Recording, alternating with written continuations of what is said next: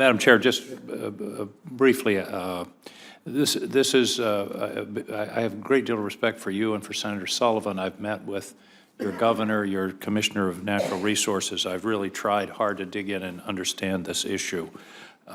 Reluctantly, however, I'm going to have to vote no. Going back to something Senator Heinrich mentioned, the words wildlife refuge mean something, it seems to me. And as I look back, the 1980 law does not designate 10,002 for drilling.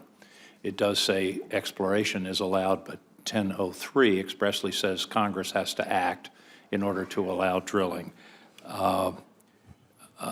The development is not limited to 2,000 acres, and I must say my consideration of this has been influenced by that number, which I find inappropriate. I did a little calculation.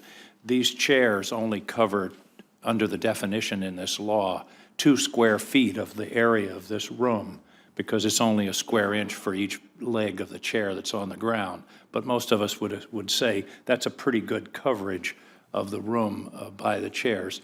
We're talking about a lot of coverage of this area in multiple wells, a minimum of 400,000 acres being leased. Alaska's 375 million acres. The state owns 105 million acres. The National Petroleum Reserve is 23 million acres.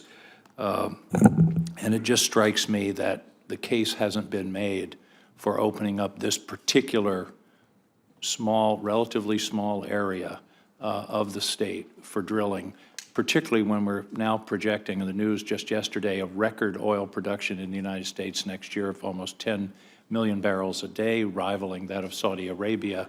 I find it hard to vote to open this up, given the questions about wildlife. As